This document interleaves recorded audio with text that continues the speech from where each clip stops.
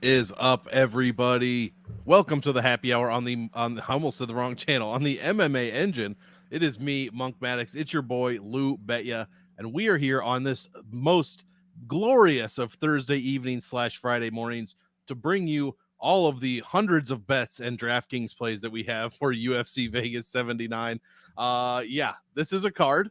There's some good fights, actually. This is one of those cards. Some cards are good for betting, Lou. Some cards are good for DFS. Some cards are just good to watch. This is a good fight card to watch. So yeah, I know we talked about bets and whatnot beforehand. Are you looking forward to this one as a whole, as a viewer? Well, I'm not going to be watching it. So, not because I have some kind of animosity. I can't do what Wheezy's doing. We can't all go to Greece. I'm not rich like Wheezy is. But I'm going to the Penn State game to tailgate. I'm going to be in the Poconos like all weekend. I'm leaving tomorrow. I'm doing my morning show. I'm doing Cup of Coffee in the big time. Cup of Coffee, which, great success last week, by the way, really fun. Much But success. so I'm not even going to watch it.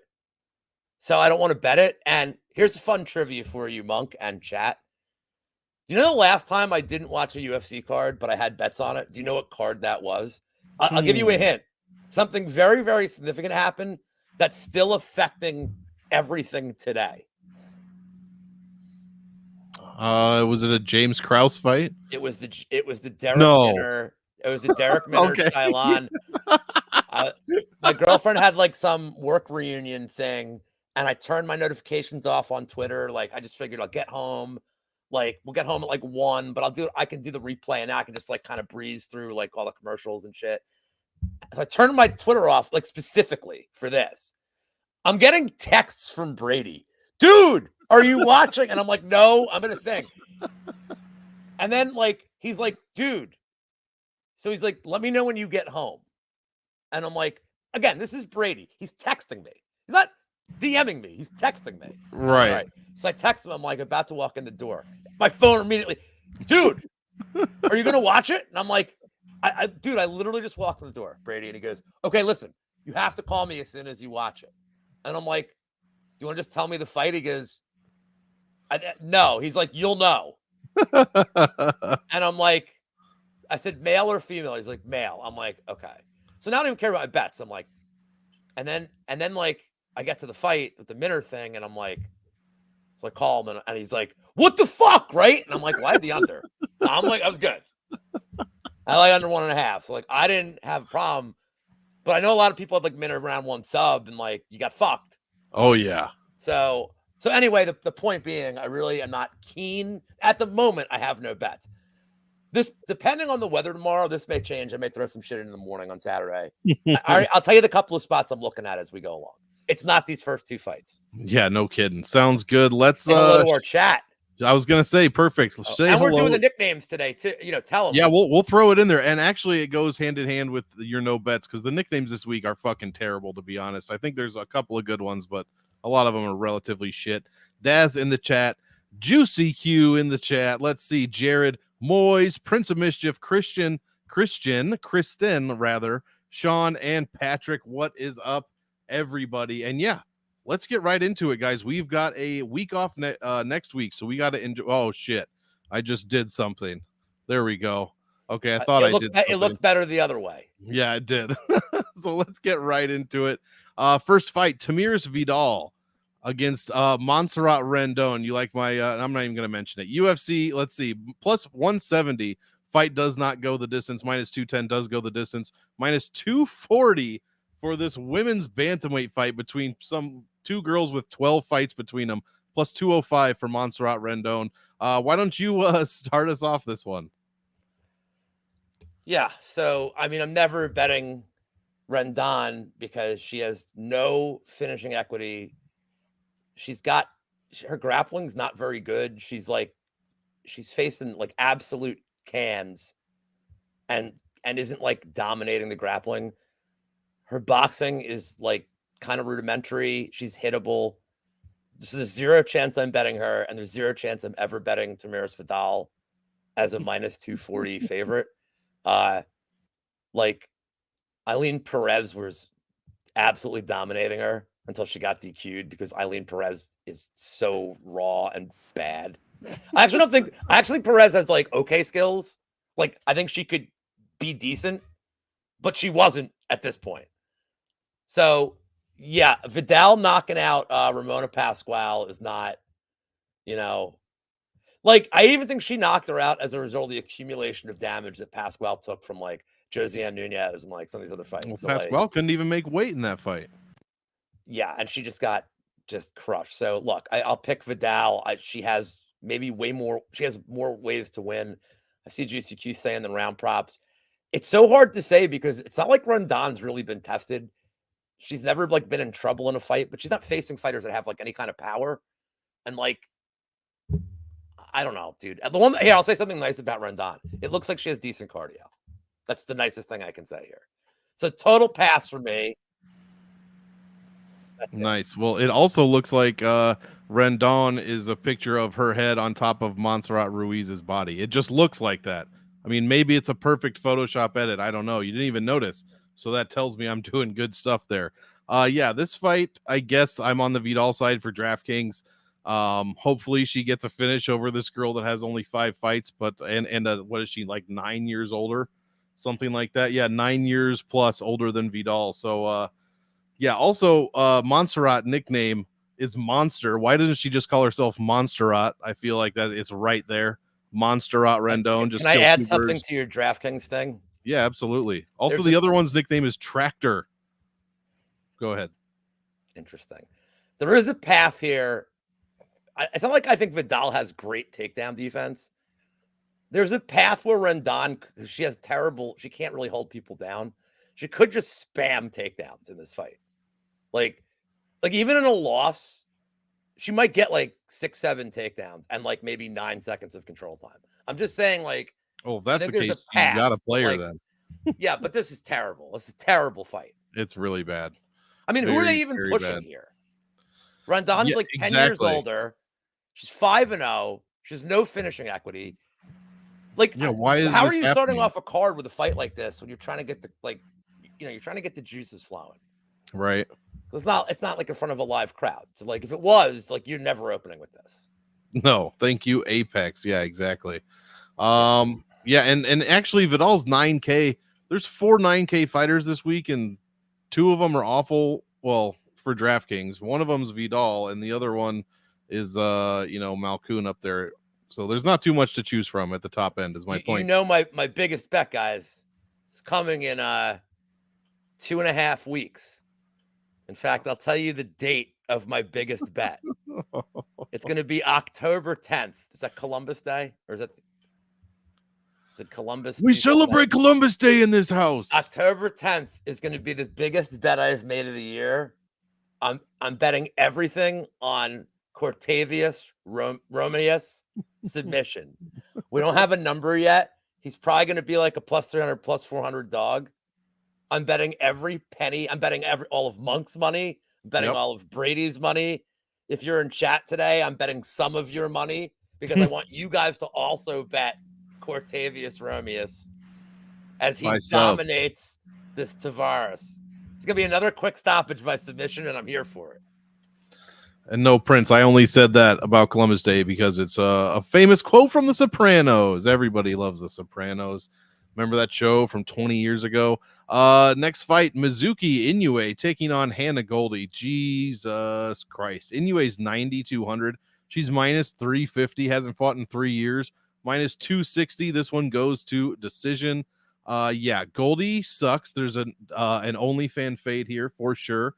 And Inoue hasn't fought in 3 years, dude. And when she did fight, she scored 70 points against Wu Yanan, who's not even in the UFC anymore. In fact, I think the last time we saw Wu Yanan, she was on one of the embedded episodes when Li Jingleng was fighting, and they had her listed as Li Jingling's friend of Li Jingleng, not even like UFC fighter. What this was while she was in the UFC, just dogging her like that. So yeah, I don't like this fight for DraftKings. This is probably fine if you want 70 points in cash. You could probably play Mizuki, but yeah, I guess you can play Goldie in case something crazy happens for GPPs. But this fight sucks. Yeah, I will say, if you guys, some of you guys in the chat were there for this morning's props to consider, and then maybe bet with the all-timer, the no ballyhoo Mike's MMA None. picks, and one of his props was Inoue decision. It was like close to even money. It was like minus 120 range, 115. Yeah, I would never bet this fight with anybody's money. This is one where I don't want anybody's money to bet it. I'm never betting Hannah Goldie. I would almost say you have to at this price in a low-level women's MMA fight that you almost have to take. Like, yeah, she was. It was weird. I would say you almost have to take Goldie at this price just in a low-level fight. But then you're betting on Hannah Goldie, who I think this is the last fight in her contract. And it's very clear that she's making money, like, not here. Elsewhere. and Inoue, I mean, I like her striking like a lot when she's healthy, but it's been 3 years. I can't trust anybody off a big layoff at minus 350. It's another pass. Like complete. Like these two were like, you know, I know like Propaholics, like, dude, I have so many bets in this card. And I'm like, well, if you bet the first 2 fights, like I can't have you on the channel ever again. I don't know what to tell you. No, I'm just kidding. But like, I don't know, man. I don't know. Goldie has a path if Inoue is rusty. If Inoue comes in with rust, Goldie could win the first round. And then all of a sudden, like, you're really comfortable holding a minus 350 ticket with somebody that needs to win the second and third rounds. Fuck that no. Doesn't have like lethal finish. Like, she doesn't have like tremendous finish equity at this level. Like, so I want no part of this. Maybe live bet Inoue. I don't know. Or more importantly, just don't. Yeah, just don't. Why don't you watch the end of Oregon, Colorado? Yeah, crisp up that grilled cheese sandwich, that bacon grilled cheese a little bit longer. And then this is a 4 o'clock start, right? I think so, yeah. Okay, watch the second quarter of Oregon, Colorado, not the end. There you go. Oh, see, there you go, boys. Top level. Now you top should take level security of the world, Craig. Now you should take the 50% you didn't spend and bet it on Goldie. Show your loyalty. Because if you lose, it's just like you didn't get a discount. Next fight, man, another banger.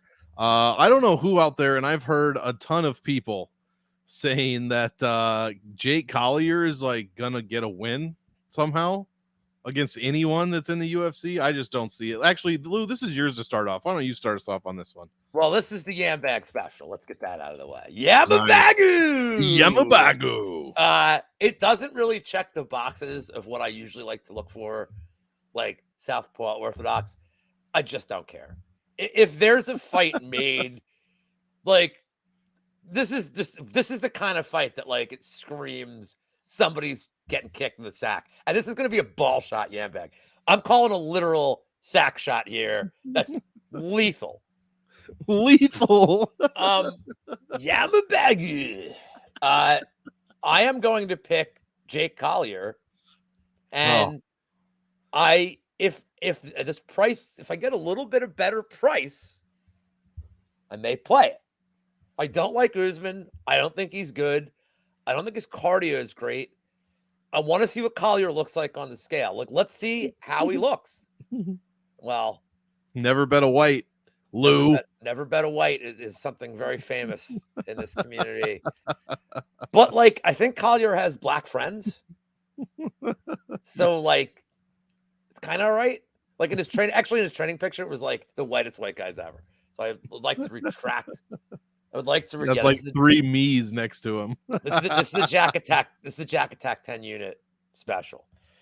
Yeah, Chick saying she likes to split in the Collier fight. I actually think Collier can finish him here. Stop it. I mean, why not, dude? Collier has grappling equity here. They're both terrible. So if they're both terrible, if they're both terrible, like, literally the instinct is to go with the dog. But, like, when you look at when Collier's cardio has been really, really bad, okay? Like, people are bringing up the Chris Barnett fight. Look how bad his cardio was. There's a very big difference in that Collier had him dead to rights and was trying to finish the fight, and a different ref would have stopped that fight. He exerted all his energy going for the finish. I don't see that being an issue here. Other than that fight, I mean, in a low-volume fights like the Arlovsky fight, Collier looked fine. Collier's looked fine going 3 rounds. Like, I don't have a problem with his cardio. I have a problem with his low output. And the times we've seen him exert a ton of energy, that's when he collapses. Well, luckily for him, Usman is really low volume on the feet. I don't think his takedowns are great. He's happy to be against the cage and just have, like, just win control minutes. Like, so I feel like Collier can have the flashy offense. I think he can be better later in this fight. I love the Yambag play, though. I mean, and I see Chick is in the chat. I mean, I know she bets Yambags. Yo, Easy. Shit. What's cracking from Greece? Greece. Have we mentioned how big this show is in Greece? We are huge at the Acropolis. We're huge. Huge in the Acropolis. We're about to get a residency up in that piece. Yanni is watching the show. Yanni, That's big true. fan of the MMA engine. Yeah, so give me Fat Collier at dog money. Collier. Give me the more experienced guy who just looks like a pro's pro. But wait to see what he looks like on the scale, man. If he looks a little better than usual, you know, I see that. I get the split decision angle. I think Collier could get a late finish here. I really do. It could easily happen, like you said. He's really good at having a brother in that fights in the UFC. He's really good at that. Oh shit, Kristen, can we get a greasy 4-legger? Man, first Gordo, now you with these jokes. Like, fuck, dude. Oh yeah, here we go, Effie. I want to see this as well. Why? Why do you want to see this? Comedy. What do they call those things? Fucking smash him. What do they call those? Suicides? They don't anymore. Not in this like day and age. You know what I'm talking about? Like with basketball, like you do the court to the court. Then yeah. That's what we called them. Could they complete it? Or I get the half court and be like, the hell with this? Jake, no. Fat Collier, no. Here we go. Yeah, this Oklahoma. Sounds right. So I'm gonna pick Collier. Do I have money on it? No. I'm gonna wait till the weigh-ins. Yeah. And I don't. But I'm gonna bet the Ambags. I have like 1,000,000%. I'm throwing at least. It's worth $10 for like. I thought you were going to say 10 units. It's worth $10. Prince, it's worth $10 for like a literal bullshit bet, dude. Prince missed it. You missed it. You see this one? This was like 3 minutes ago. Yeah. You got to be better, Prince. Yeah, I don't like. It's literally even with the dash too. It's like literally the same fucking thing. This fight sucks. Jake Collier sucks. Usman sucks. Everything about this sucks. I don't trust Collier at all. He's 1-4 in his last 5. This dude lost to Chris Barnett. Yeah, he can. He's in Greece. He can say it. Prince just goes, oops. Yeah, I mean, for cash, this is unplayable. My pick is Usman because I'll never fucking pick Jake Collier ever. But this fight sucks, and I wouldn't be surprised if Collier. Actually, I kind of would be surprised. You want to bet on it? I think what are we gonna bet? I don't know. Let's come up with something fun. No, I know you don't drink. True. I mean, I'll do a shoey if you can think of some kind of absurd equivalent. Yeah, I'll give me time. How about this? Shoey on my end. I get Collier. You get if you lose, I get like 3 minutes of unending praise. Okay. Yeah, I can. 3 minutes is pushing it. Well, you know how we'll know it's going to be 3 minutes? Because as you're doing it, we're going to play The Rose by Bette Midler in the background as you're praising me. And I'm going to have like an American flag in the background. Like I'll do the American flag background. I can't believe that's what I want. I can't believe I have action on fucking Muhammad Usman. You're going to give me the whole speech from Happy Gilmore. You are handsome, whereas I am not attractive. You are smart. I want all of it. That's my bet. I'll do 2 shoeys. I'll do 2 shoeys. All right. I mean, there we go. It's on. How do we? I'm shaking on it. Okay, Okay, yeah. We got witnesses. There we go. A frosty out of a shoe. I can't do this on the internet. I mean, I've done a Boilermaker shoey before. Nobody's done that. I'll do a fucking Boilermaker shoey. Like I don't care. What is that again? What are you dropping in? Is it whiskey? Is it Guinness? It's a whiskey and a beer. It's what poor people drink. Jesus Christ. And if you really want to do it right, you got to do like shit like Stroh's or like Natty and then like Peels or Bankers Club. Like you really make it shitty. I don't give a fuck, dude. I don't give a fuck. Yeah, the first shoey I ever lost like built me up big. That was to Paul Shaughnessy, who by the way, Paul Shaughnessy will be the guest in 3 weeks to commemorate the 1-year anniversary of Props to Consider. That's huge. Returning back to the show. Paul Shag, baby. There we go. Jenna likes the bet. Yeah, also I heard that Collier is like losing weight now. What the fuck is wrong with you, man? Pick a weight class. What are you doing coming in at like 220 against Usman? What kind of IQ does this guy have? This is terrible. Get him off my fucking screen. Jacob Malkoon, look at that man's hairy chest. Look at it. Just look at it. Cody Brundage, plus 105. Fight goes minus 135 does not. Huge favorite. In fact, I did these slides earlier, Lou, and when I checked at like noon or 1, Malkoun was minus 700. He's dropped 50 points on Bet Online since then. Brundage coming in 475. Most expensive fighter on the card, Jacob Malkoun. I'll start this one off. I'm picking Jacob Malkoun. This should, if Jacob doesn't get guillotined or punched like with an overhand in the first like 45 seconds, I think he's going to smash Cody Brundage. I think he also has the highest DraftKings upside on the entire card, and it's not even close. This dude, I mean, all he does is score points. Highest value per win, which is score per salary, is like a good value per win is like 13. Average for optimal is just above that. Malkoun's at 16.5, which is an insane number. So yeah, I love Malkoun. I think you have to play both sides. Brundage absolutely live, like I said, for a very early finish, but also for a guillotine. The way Malkoun shoots in, he does leave himself exposed. Hopefully he can play around that and avoid the guillotine. If he avoids the guillotine, the shit is a wrap. So give me Malkoun with a little bit of Brundage. Lou, what do you think about this one? Okay, I refuse to break the fight down. I understand. I refuse to break it down. You know, that's what I'm talking about. It's either the knockout quick or the gilly. I see what Sean's writing in chat. Everybody has a right to their opinion.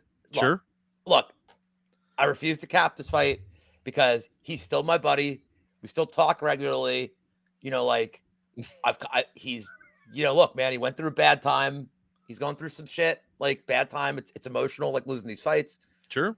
I'm still his friend. He's still a real human being. He's a really nice guy.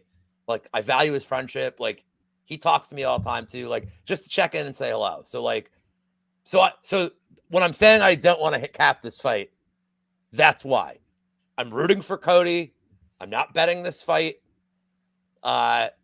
If you're betting the Malkoun side, I mean, I would say it's weird to parlay him. So what I would say is this: if you like the Malkoun side, I see Weezy's got the under 1.5 plus 210. I think that's all of Cody's win equity. Mm-hmm. And I think Malkoun could conceivably get a finish. There's a story here that I think is important, that Cody's contract was up and that they brought him back in because this fight's had some short notice replacements. So that Cody's coming in to get one more fight. I think this is maybe not the greatest stylistic matchup for him. But what I would say is this: if you like the Malkoun side, I hate parlaying things that are minus like this. Mm-hmm. This is terrible.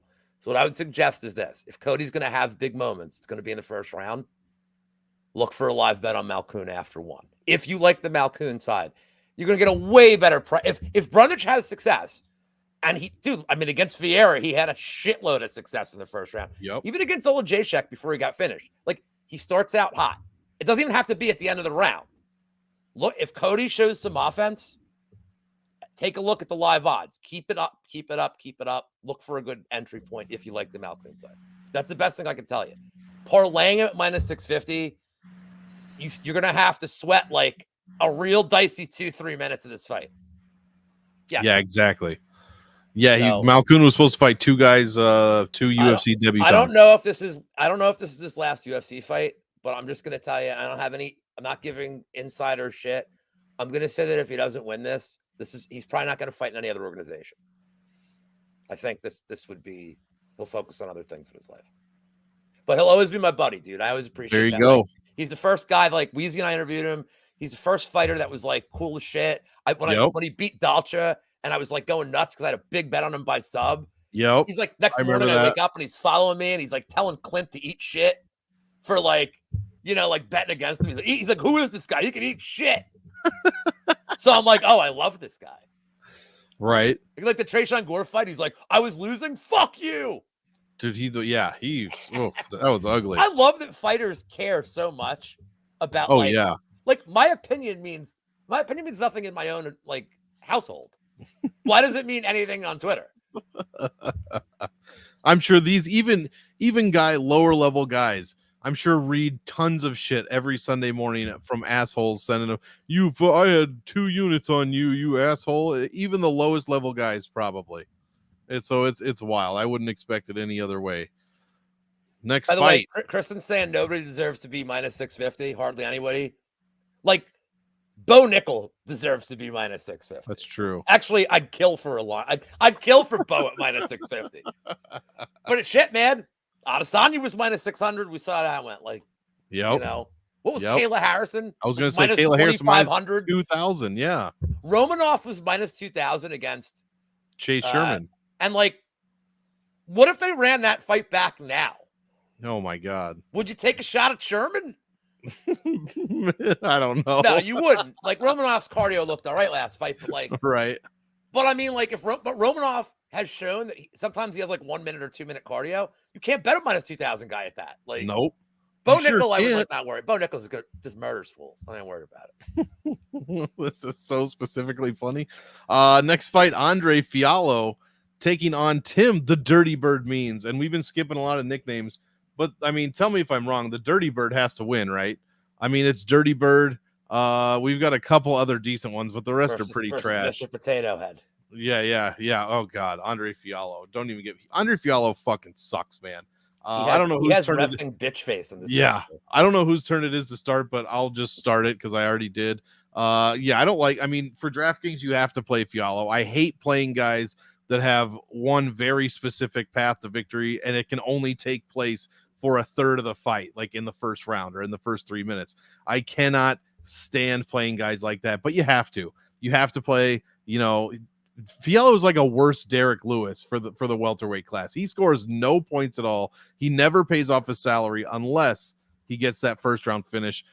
So if Tim Means can avoid that, I like Tim Means at 7,300. I'm hoping for a dirty bird, dirty split decision. I honestly, 39 years old is rough, and that chin is at 39 years old can be a bit rough. But man, if he can just avoid Fiallo for 5 minutes, that's all it's going to take. And then Means could even get a finish in the second or third round. Who knows? Because Fiallo completely crumbles. So I like Means for the upside. Fiallo I hate for DraftKings, but I have to play him because of the first round. It's stupid. It's so dumb that we have to do that, but we do. Lou, what do you like about this one? I mean, I'm with chat, man. Dirty Bird. I think, like, look, man, I love Tim Means. He's awesome. He's pretty well-rounded.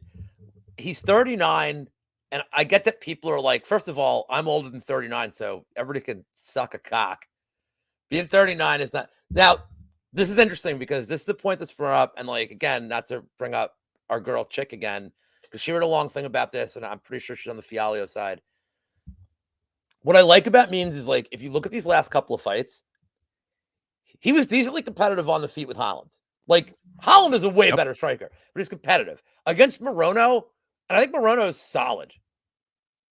He was better on the feet. He lost that fight because it went to the ground. I had a bet on Means there. I didn't have a bet on Means against. I had Holland round 2 sub. That was the Texas fight, I think. Yep. And I'm like, oh, Holland's gonna get a sub to prove that he can do it. But Means looked pretty. Very clearly to me, won the first round against Morono when I watched it live. But I'm always a little biased if I have a bet on him. So I went back and, when I did the tape, no, he won that round. And I'm convinced he won that round. And the live odds, I remember, were like, they didn't really budge. And I'm like, really? Like, I thought he won that round.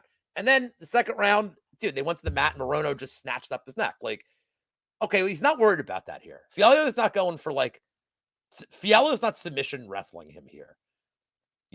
He's not chaining.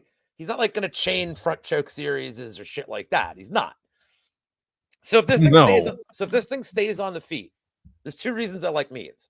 If it stays on the feet, yes, Fiallo has more power. But who's he bonking? Cameron Von Camp? Right. I mean, I think Means is crafty enough to kind of stay out of trouble. Oh, she's firmly not. The plus 3.5. Well, and I love this. Sorry. We talked, but she mentioned something about the Means not getting knocked out angle. So what's Fiallo's win equity? It's a knockout. Well, how's he going to knock out Means? I don't think he's going to one-punch Means out of there. I think it has to be a volume, like a 5-6 piece. Meanwhile, Means has grappling equity, And I still think Means has better cardio at 39 than Fialho. If this thing hits the, I like that, dude. I don't think Means gets him out of there. I think Means can take this to the ground and win minutes. And if this thing hits the third round, then Fialho is going to be gassed as shit. I mean, dude, Muslim Salikov's taking him down. Like, yeah. I think Means will have no problem taking him down. I think if Means gets out of the first, he wins this fight at a pretty high clip. I like Means' decision. I think the 3.5. I mean, look, as long as Means doesn't get knocked out, that 3.5 hits easily. Fialho's not winning all 3 rounds here when Means has grappling upside. So, yeah, I'm betting a dirty bird, man. Again, I haven't bet anything yet. I love it. But I love it. Fialho fucking sucks. Sometimes, for all you pros out there, sometimes you just want to bet a guy that you like. And I'm betting Means. I see Juicy Q like sub. I see the camel clutch out there. Yeah, I mean, the one thing I would say is if Means does get like top time here, if Fialho can't get up, it's a wrap. Well, it depends on what Means wants to do. If Means stays safe and just wins minutes, that's one thing. But if Fialho makes some like really lame attempt to get up and gives up his neck, I think Means can take it. But I like the dog price on Means. I do favor the decision more than anything here, but the 141 is good enough. Love it. I don't need to get greedy with that. Definitely not. Next fight, Daniel. I'm going to get greedy with this one. Daniel Argueta, the determined, taking on Miles Johns. Plus 110 fight doesn't go. Minus 140 does go. Daniel Argueta, the favorite here, minus 176 on the money line, plus 151. The comeback on Miles Johns, and the salaries 86 and 7,600. 2 mid-range guys. Lou, how do you like this one? Tell us about your bets here, or what you like, anyways. I should say. I was just telling Brady the bet we made. I'm like, I bet the Collier fight, dude. I better start practicing. He's like, why? He's like, why? Gilmore. He's like, why? And I'm like, I had to. For fun. So this is one of my props I gave out on the show this morning. I don't think it's so simple. Everybody like says, "Wow, Miles John has no cardio and he's good for 5 minutes. He's good for 7 minutes." I don't think it's as cut and dry as that. I think Johns is pretty athletic. I think he's got decent striking. He's a way better striker here. And I don't like Argueta's striking defense, but I think Argueta's really tough. I think Johns probably wins round 1 at a very high clip. So a live bet on Argueta is not bad, but I'm taking a little different path here. I didn't check FanDuel tonight, but I know that the round 2 submission for Argueta is plus 1,200. The round 3 is plus 1,400. I'm going to look it up while you break it down, but that's the angle I'm looking at, that as this fight goes on, Argueta may not have success getting in close in the first round, but I do think John's going to exert a lot of energy. And Argueta, even if he's not getting takedowns and he's forcing Johns against the cage, forcing him for minutes to fight off these takedowns, that's going to sap his tank. So I think Argueta eventually gets to the ground. I think Argueta, look, I don't remember thinking his tape was great before the Jamin Jackson fight. I didn't think he was going to beat Ronnie Lawrence, but I know a lot of people were on him. But I do think there's a pretty clear path here, and it fights. And I think this is kind of like, from a narrative base, why are they giving him this fight? Because he got screwed out of a victory against Ronnie Lawrence, and I think they're like, we got to give him something that's like stylist to his advantage. But I'm going to check FanDuel while you do your pick. I mean, I can't see you playing a lot of Miles Johns here.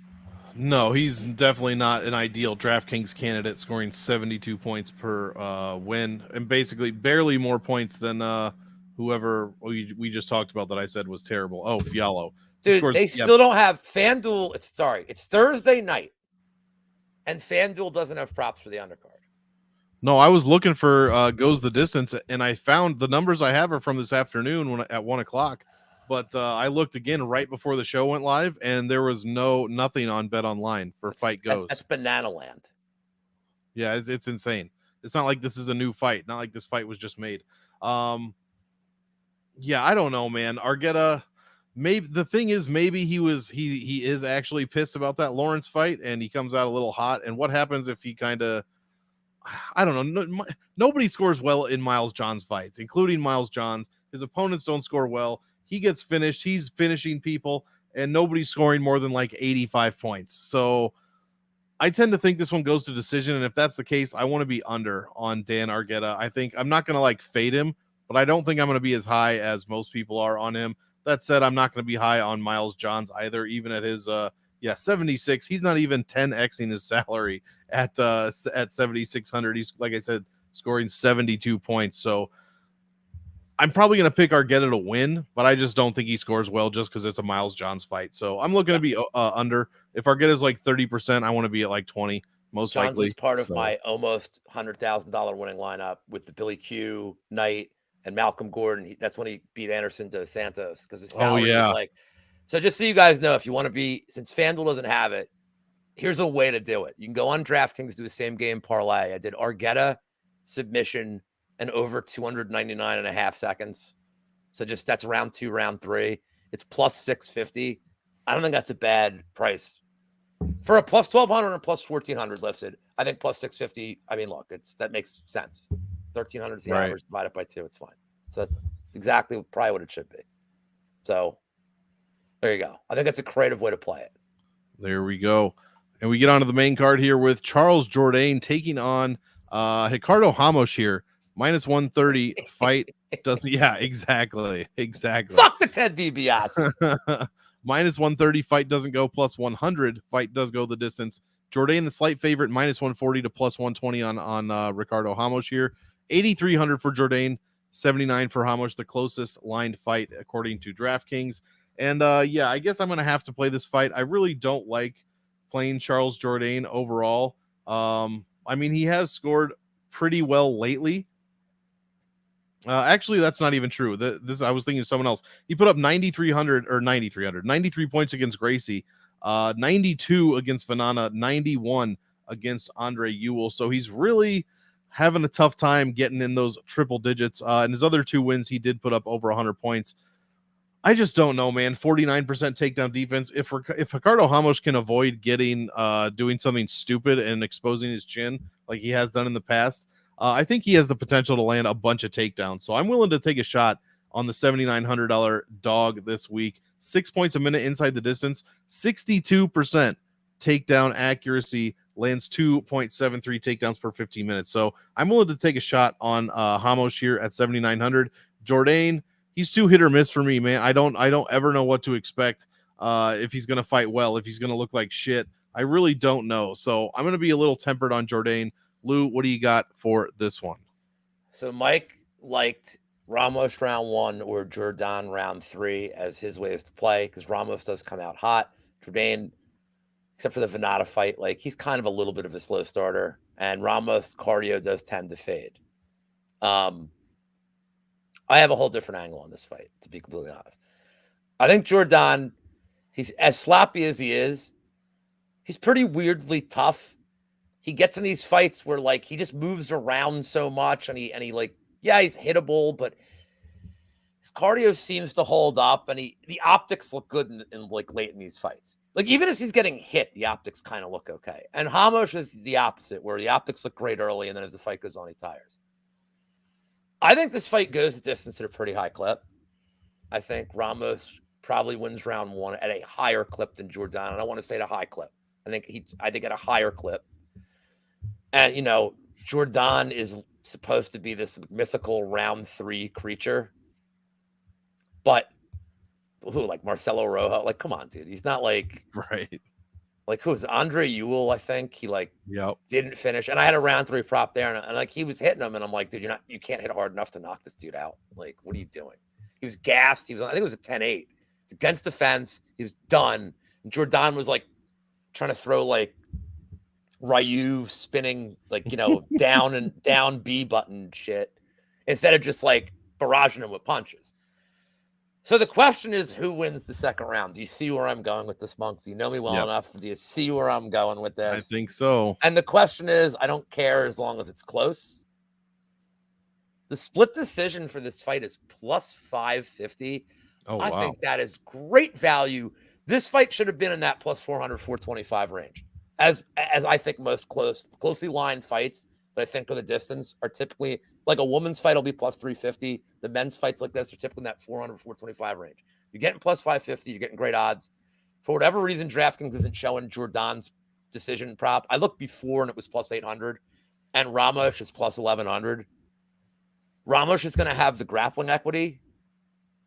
Give me Ramos split decision at plus 1100, man. Hell yeah. I know people love the Jourdain round 3. I get it. And I worry that Ramos's wrestling is sloppy and that he can't, like, eat up 3 minutes on the ground, that he makes mistakes in the ground. But I don't think Jordan is a great grappler. I think he's a competent grappler. I don't think he's good off his back. But if Ramos stays safe, I don't think Jordan gets up for a few minutes. So there we go. Love it. But I think this is a fun, but it's a fun fight. Absolutely. I'm full Lambo tonight. I mean, like I have to make up for the fact that Inoue and like Tamiris Vidal are on this card. Like I can't give, I just want to give you guys bets that at least are like, look, man, you guys are watching the show. Most of you know what you want to bet. You're either watching this for the comedy, for reassurance. Maybe there's an angle I see, Monk sees that you guys don't see. But for the most part, I try to just at least give you guys something a little different than the other shows that you watch. Like I try to give you like a prop angle, or every once in a while I can actually break down a fight well. You never know when you watch the show. That's true. We keep you on your toes. Next fight, Brian Battle taking on AJ Fletcher. -150 fight finishes early. +120 goes all three. -185 for Brian Battle, the favorite here. +160 on the Ghost, AJ Fletcher. 8,700 for Battle and 75 for Fletcher. Lou, why don't you start us off with the Ghost versus Pooh Bear here? Okay, so I think this is a super tricky fight. Yeah. Because I look at these prices and and I gave out a prop of Fletcher. Thank you. That's really the only reason I even do these is the comedy. I gave out a prop about Fletcher decision before. It was +450. And I still think I think that's really good value here. I like fight goes distance +120 a lot. I think Battle's pretty tough, dude. Obviously, we got to wait to see him on the scale because he looked like shit last time and he looked fine when the fight happened. But I just want to see what he looks like on the scales. I'm not really worried about Fletcher on the scales. Now, here's where I struggle with this fight. And I think people make this mistake a lot. So Fletcher, to me, I don't think his cardio is, I think his cardio is, I think it's okay. People are like, oh man, he looked good in the third round against Lusa. No, he didn't. His cardio did not look good. I did not think his cardio looked good in the third round against Lusa. That was a really sloppy fight on the ground. Like very, very sloppy. I did not think Fletcher looked good. If Fletcher looked good, he would have because Lusa was giving him openings and openings and openings. And he was so gassed. That was a super high-paced fight, though, and Lusa on the ground was decent. I don't think Battle's got a great ground game here. I also don't think Battle can knock out Fletcher. Battle, I mean, look, man, Battle hits like a truck. That head kick's great. Fletcher's a tough dude. He's solid. I mean, Semmelsberger. Am I confusing guys here? I can't even remember anymore. Or lost to Semmelsberger and Lusa. But the Semmelsberger fight, he took it on short notice. Dude, and that was a lot of grappling, but he got cracked a few times. Semmelsberger hits hard. I know Semmelsberger doesn't ever get knockouts. Dude hits hard. Yep. But here's the thing. So people assume, well, Fletcher's cardio has been bad. Well, now he's going to elevation. Now he's training elevation. Factory acts. Now he has 15-minute cardio magically. No, he doesn't. And I even said this in the prop show today. I think he can win the first round if he gets the grappling going. He's not Renat. He's not going to take Battle down once, and that's the end of it. But I do think he can have success. I don't like the reach disadvantage, but I think he's okay on the feet. But he needs to get this against the cage. He needs to win minutes, get it to the ground. I think he can win the second round by doing the same thing. But I worry that the third round, Battle might go ham on him. I don't know that Fletcher's going to have the strength to get takedowns, and Battle may tee off on him. So I like Fletcher by decision. I'm making that bet because I think Fletcher can win the first rounds of grappling and use his toughness to survive the third round. If you like Battle round 3, I wouldn't talk you off it. But my pick is Fletcher by decision. I really like fight goes distance the most. And the draw is not a bad play either here. If Battle can 10-8 him in the third, I think the draw is sort of weirdly live here. Yeah, for sure. We need more high-ahs out of Brian Battle before this is the case. And Wheezy, I hate to be that guy, but her name is Caitlin Seminara now. She is the pride of Quakertown, Pennsylvania. That's true. Hiya. Yeah, I like Brian Battle here, probably by decision. But he is a guy, if we're talking about DraftKings upside, this is a guy that's won 2 of his last 3 fights inside of 1 minute. So while you might think that, that would never happen a third time, it's also like, why would we not roster him if this is a possibility? So obviously I'm going to have some Brian Battle in there. He also has a 10-inch reach advantage. 10-inch reach advantage over AJ Fletcher. I just think Battle is going to get it done somehow, whether it's by decision or inside the distance. That's just my feeling on it. I'm going to probably play him. I have him right now in one of my cash lineups that I gave out on Wednesday. But yeah, I don't know. And like Kristen said, how do you have the last name Battle? What a good fight name. And then you nickname yourself Pooh Bear. He did switch to the Butcher or something like for one fight ago, which what a great nickname. We got the triple B in there. And it's way tougher than Pooh Bear, but I guess he switched back. Yeah, Daz. I mean, I've never seen 10 inches either, but a 10-inch reach advantage is quite ridiculous. I didn't know Patrick was 70. Set your pocket watch to, perhaps. Yeah, so give me Brian Battle, I guess. I don't know. Prince asked about this prop, by the way. If you don't like fight goes, if that gets fight starts, yeah. Fight start round 3 minus 125, I think is. I don't think Fletcher has finish equity in this fight. I just don't. Yeah. Yep. Poop Bear, as Moise says. Poop Bear. Poop Bear. Next fight, and I do have to warn you. Well, go ahead. Pass. Gotcha. Well, next fight, I do have to warn you. For some reason, I can't load the slide in for the co-main event. It just sits there and spins around. So you're going to have to look at Michelle Waterson Gomez for 2 fights. I'm really sorry about that, everybody. So yeah, Marina Rodriguez, Mahina Rodriguez. I don't know. Michelle Waterson Gomez. This line is crazy. Minus 325 does go. Minus 305.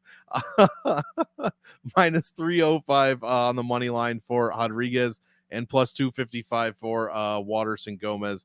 Yeah, Lou passes. This is a big pass for me on DraftKings. I guess you could play Michelle Waterson Gomez at 6,900 because she could.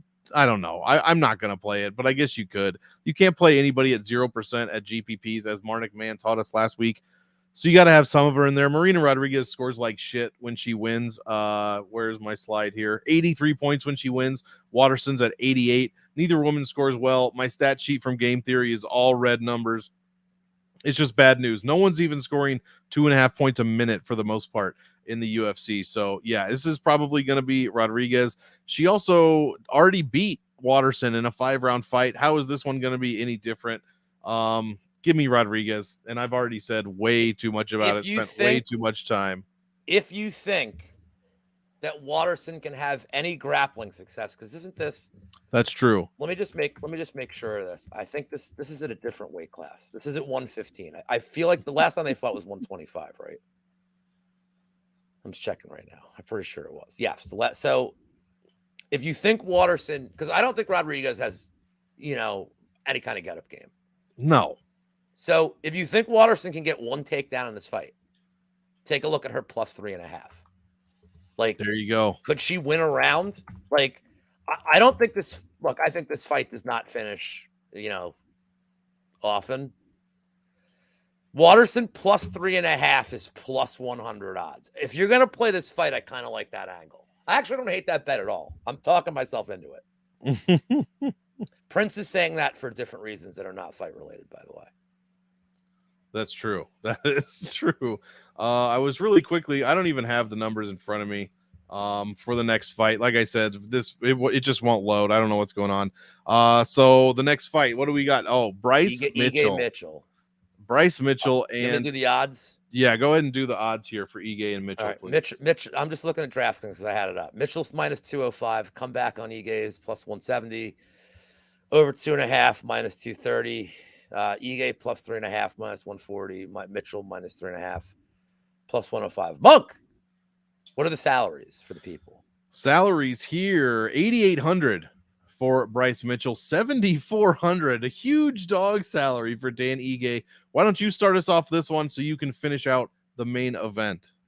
So, okay, here's where I put the tinfoil hat on. I don't like Bryce Mitchell. I don't either. I don't like what he represents. I don't like his face. I don't like that he looks like one of the McPoyles. He looks like Liam McPoyle. Bryce McPoyle. If anybody watches Always Sunny, you know what I'm talking about. Oh, I just ordered my Wolf Cola shirt. He does. Oh, it's good. Boko Haram. loves Wolf Cola. I don't want to get thrown off the channel for saying that, by the way. But then I started blasting. And I came out blasting. So, yeah, I like what Kristen says. She doesn't deserve that. Bryce doesn't deserve minus 200 against Dan, and I find that's an interesting point. He's coming off a loss. Now, granted, he's coming off a loss to Topuria, and this is like, and I also was a very big fan. I had like a 3-unit bet on Ely in the distance. I had the sub prop. I had the round 2. I crushed every once in a while, like I blind squirrel the shit out of something, and I'm like, bang. So fight milk.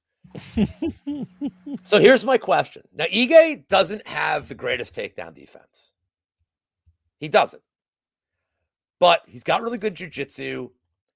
You know, the Korean Zombie fight he had, he just kind of like, that just wasn't his night, dude. He got taken down and Zombie just was relentless, like just refused to let him up. And I don't know that Mitchell, I know he's got like farm boy strength. Like, I get it. But I don't know that Mitchell is really stronger than Ige. Dude, Ige is a strong dude. So I kind of have some angles here where like, can Ige stop any of his takedowns? Because every second this is on the feet, it's Ige season. And it's not close. Number 2, you have Mitchell coming off. I forget who said this week. Bryce Mitchell has been submitted in 100% of his losses. 100% of his losses. So Kristen's getting at it. I took the shot at Ige sub. It's plus 1,600. Like, and look, he has a couple of subs. It's been like 5-6 years since he got a sub. But let's hit these round 2 round. Ige round 2 sub. Oh my God. Oh my God. Is it juicy? I'm getting min chub. Plus 3,500 round 2. No way. For sub. Plus 5,500 round 3 sub. Oh my God. So there's an angle I like here where if a fight's going to be on the mat and you have a guy who's coming off being submitted. Again, man, look, I know Topuria is like, I get it. He's like a whole different animal. But Ige is a veteran, really good, better jiu-jitsu than Mitchell. And it's going to be a fight fought in the grappling.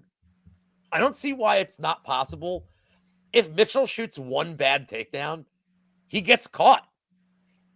And again, you know, like, I know this like sounds like a really weird comparison, but I used it this morning and I feel like it's important to bring up. When we saw Luke RDA, Luke's coming off just the worst beating of his life and a brain injury. And how did he go into that fight? He kept it against the cage. Yep. He tried to avoid contact. There was some PTSD as soon as he got in the cage. Like, he just didn't want any part of like what he just dealt with. So I wonder, well, Bryce Mitchell, who I think is like a 70 IQ guy, will there be some kind of hesitancy in certain moments of this fight? Because if there is, Ige is going to crush him. So give me Dan Ige money line. I like the sub. I'd almost rather play Ige in the distance than his money line because I feel like this goes to decision. It means Mitchell really successfully wrestled him. Because I think if Ige's stuffing takedowns, Ige's getting him out of there, either KOing him or getting like a front choke. We'll see. But I think at plus 1,600, it's worth it. But I'm rooting for Ige too, man. Like, I really am. I like the guy. And he's never going to be like the top. But he's such a dependable, like, I don't even want to say gatekeeper, man, but he's just a really dependable gatekeeper. Like, yeah, I like Landwehr fight was awesome. Yep. He was just better than Landwehr. Like, he's better everywhere than Landwehr. Landwehr was game, and like, dude, he ate so many shots in that fight. Just kept coming. Like, that's Landwehr being Landwehr, and Ige taking advantage of like this guy has these deficiencies. Mitchell has a big deficiency on the feet. If Ige can stuff him, how many takedowns does Ige have to stuff? 1 out of 3. Yeah, exactly. 1 out of 3. Yep. That's it. So we did have a lot of ballyhoo this morning. Mike didn't want any, but we had ballyhoo. I know. I almost felt I was when I put out the post to say that I couldn't do the nickname show and that we were gonna have all kinds of ballyhoo and tomfoolery. Then I saw your show and I was like, oh God, there is no tomfoolery on the MMA Engine anymore. So none of that. So I was hoping that I could get away with it. Mike is always welcome back on this channel. Oh yeah. And wait till I tell you, I have a guest lined up in 2 weeks. Oh, that is the last domino is going to fall with people I've never worked with in 2 weeks. No way. Who do you Stop think it it. is? I mean, there's only one. It's your white whale. No, it's not Bert. Oh, okay. No, I gave up. I gave up with Bert. If Bert, he's over 18 now, so it would be a topless show. Oh, you've been tracking his birthday. Well, of course, dude. It's because of the implication. Because of the implication. But it would be a topless show. It would be called like The Machine. Well, we have to do something. It's Right. like Bert. So like we have to like The Machine. Both be topless. Break the internet. Be great. No, Stargarian. Oh, nice. Me and Stargarian. He's like, I'm down, dude. I'm like, yes. Oh, that'll be fun. I know. He's the last guy I haven't worked. Well, I was supposed to. I did Club and Sub with Luke and Lags, and he just couldn't make it for some reason. So I was like, that sucks. But now I'm like, a megastar. Well, yeah. So like now I've gotten to his level after today. Well, I mean, I'm as elevated as never going to be after working with Mike. Did I talk about this? No, I don't know. Mitchell, I'm just not a fan, like you said. I'm going to be rooting for Ige. I think all he has to do is stuff a couple takedowns, and I totally agree with everything you said. I'm not just going to parrot it. I'll just say I do agree. Yeah, Mitchell, I mean, this dude's drilling his nutsack. He thinks the earth is flat. Like, what the fuck are we talking about? She killed my fruit trees, man. She killed my fruit trees. No, I'm not advocating for the killing of trees, but it's those videos it just made me laugh. Just his voice makes me laugh so much. Like it's I used to hate Southern accents. Now I'm in Texas, and actually what I've learned is the Texas accent is not too bad. It's not too thick. When you get into Bryce Mitchell's neck of the woods or like Alabama, Mississippi, that shit, Georgia. Have you ever heard a person from Georgia talk? You can understand people from the country of Georgia better than you can understand people from Georgia, United States. So, Georgia. Yeah, Georgia. So yeah, give me but without Georgia, we wouldn't have the song Georgia on my mind. So it's a give and take. I gotta make an announcement. Make it. I like Ige. That's it. Make an announcement. This is the announcement. These numbers came out 15 minutes ago. And if I'm not mistaken, I know Prince of Mischief is probably gonna drop $1 million on the plus 130 here. Oh gosh. He's gonna move Colby to a favorite. Jed Meshew, I was listening to Between the Lines today at work, and he was saying that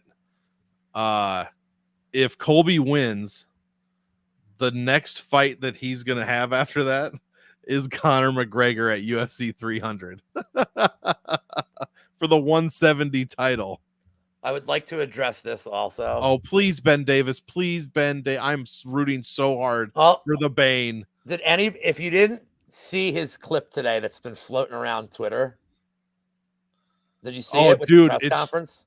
Oh, it's fantastic. If you guys in chat didn't see it, him talking shit to Silva's kid, and then they're talking about, want to bet? I got $10. He goes, I'll put 10 on it. Like, I mean, look, man, Ben works so hard. He does so much cool shit. He's so young, dude. Like, he's a big deal. I love him. He's the best. And like, I'm not going to watch him die. But could you imagine if he wins, dude? Oh God. I'll tell you right now. It'd be moment of the year. He should immediately start the fight by punting him in the sack. Take a DQ loss. Be like, see, I fucking dropped you, dude. I told you it was going to be a lose. I told you I'd drop you. Because then you know what he can say? Street rules. I won. That's true. If this was in a street, you're on the ground, bitch. And when they have their rematch can be the undercard for the eventual Chris Curtis versus Lou Betya. Yes, this is what we need. Yeah, Jiri is minus 115. No, I'm very surprised he's a small favorite. Look, man, it's pick'em. I'm gonna tell you right now, before the fight even comes out, I'm gonna wait till all the money on Poatan comes in, and then I'm taking my fucking Super Ninja, Samurai, Super Saiyan, fucking Yuri Prochazka by like elbow from some standing upside down or whatever, some weird shit he's gonna hit. I'll be all over the Yuri side for that. Like, I'm gonna be there. That's the MSG. It's the MSG card. Oh shit, so you're gonna be there. I'm going to be there, and I'm going to watch. like if I lose all my money at the MSG, like basically I just have to win all my bets to pay for the ticket. Right. I'll still be down like $50 probably if I just, like with how much these tickets were, but like it'd be worth it though. Yeah. So that's MSG card. Oh, he said Yuri's plus 110 now. I saw it was 115 on Twitter. It doesn't matter. I'm gonna like load up the fucking Look, man, everybody's gonna bet Pereira. I get it. This is one of those things where like Rooney. This is one of those things where like I just don't care. I'm betting Prochazka. And I'm never betting against Prochazka ever. I'm always betting Prochazka. Like I don't care. I don't care who's if he fought Bo Nickel. Oh. Then I don't know. Undecided. I'm probably sure I'm betting Bo Nickel all the time. Right. Like, in every fight ever. I'm gonna load up on Bo. I don't care who he fights.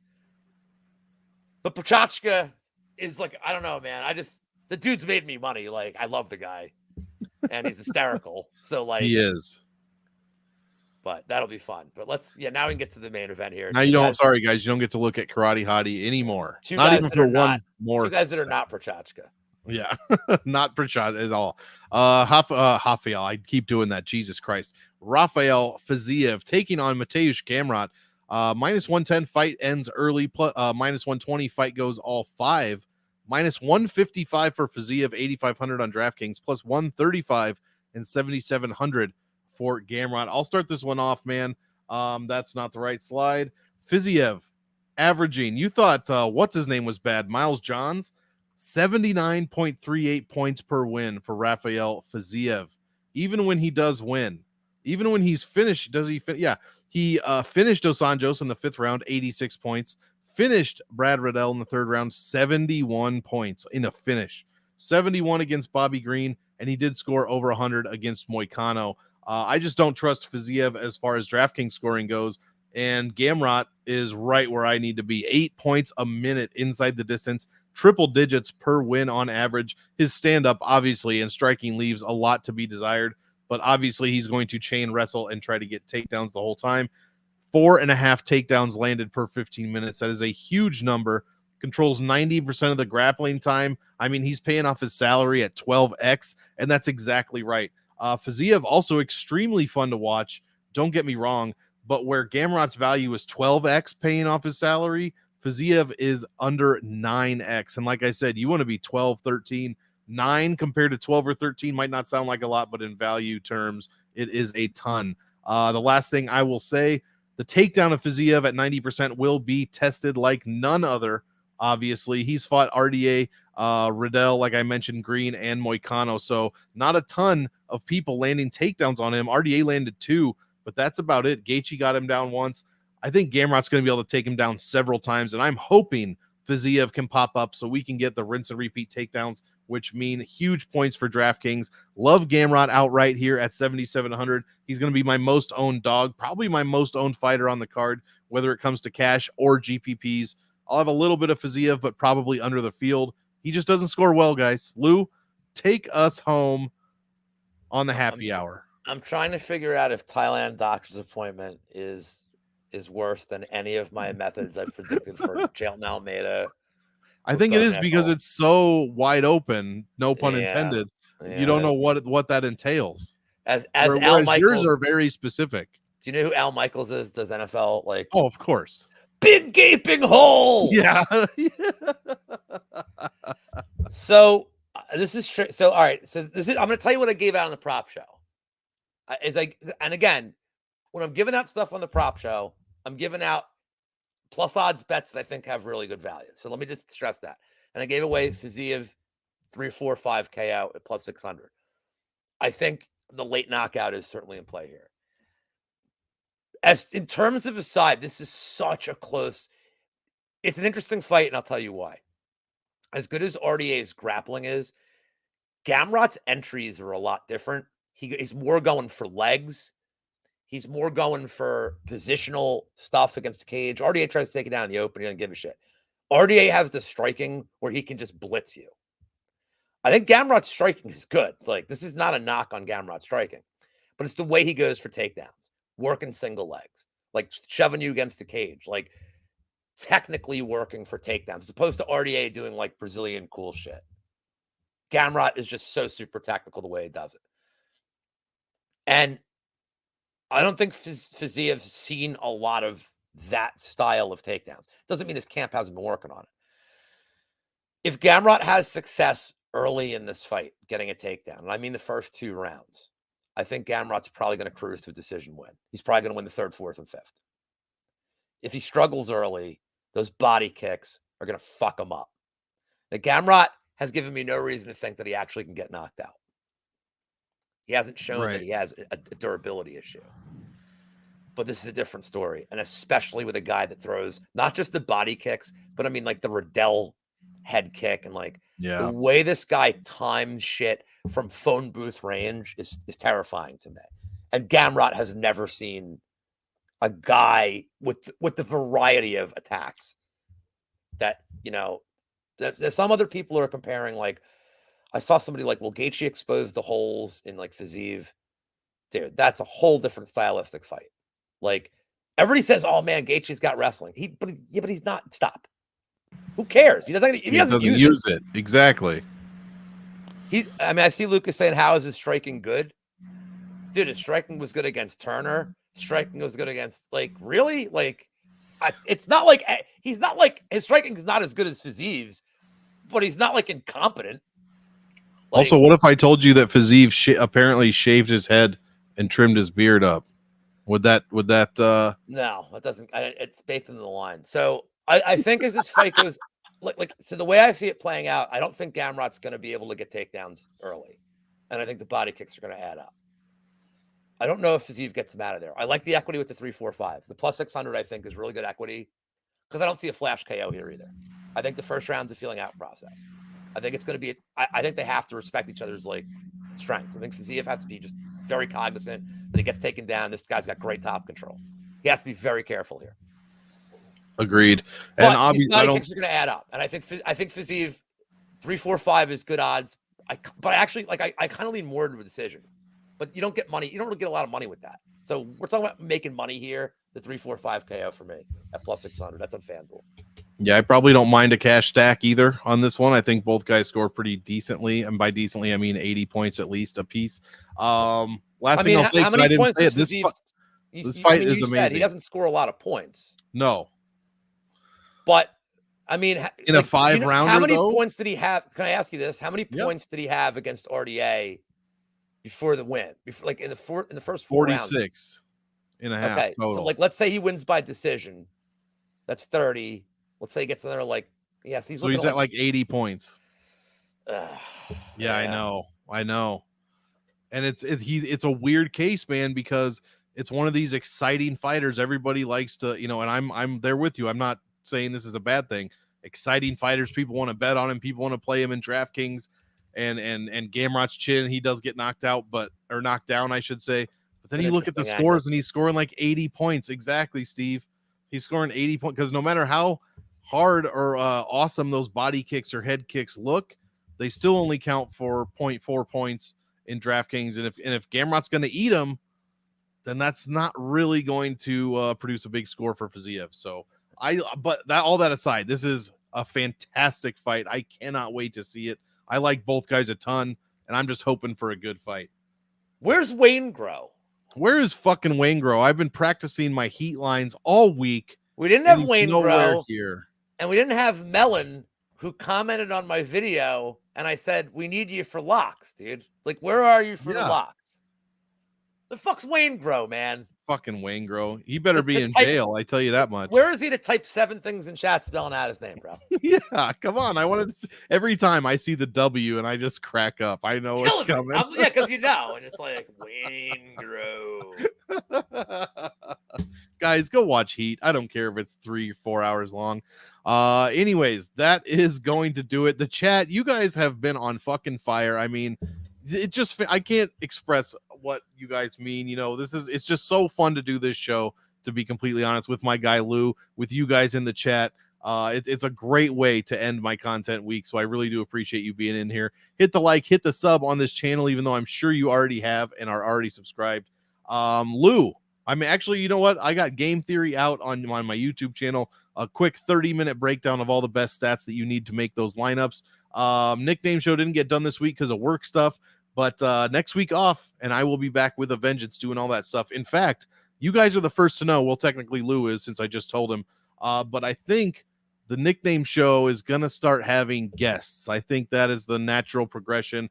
And it's no surprise. It's sweeping the nation. My guy right underneath me is going to be the first guest when that does happen. So expect that probably the first week back, and we will get that going. If Patrick is still in here, you're probably going to be number 2, bud. So yeah.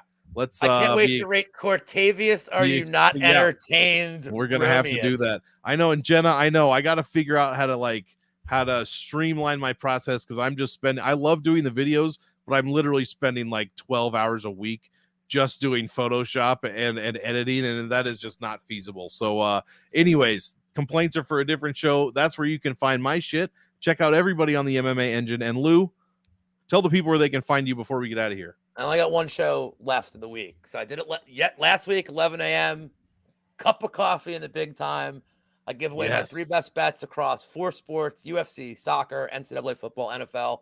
I'm dressed like the Macho Man. I do the voice as long as my throat allows. I did it like randomly live last week, debut it. Chat was fun. It was a great time. I don't know if Steve Gregory's still in here, but I can tell my best bet for soccer is the Arsenal Tottenham game. I'm playing the both teams are scoring over 2.5 is like one of the best bets. It's going to be a weird game. And I'm definitely playing the card market in that one. That's going to be a violent game. Nice. They fucking hate each other. Other than that, like I said to begin the show, I will not be around this weekend. I'm going to the cabin. I'm going to Poconos. I'm going to tailgate in the Penn State game. So at the moment, I have no bets. If I put bets in, I will obviously tweet out what I put in. It will be I don't know if it's going to be low volume. Like I might bet heavily on like the 2 or 3 spots, but it would be low precision bets. It would be low quantity bets. Yeah. I'm keeping real like thin. And if it's pouring up there, then I can actually watch the fights. Nice. Because we're just going to stay at the cabin and get like, I'm worried we're going to get so drunk where we feel feelings. Like that's what I'm worried about.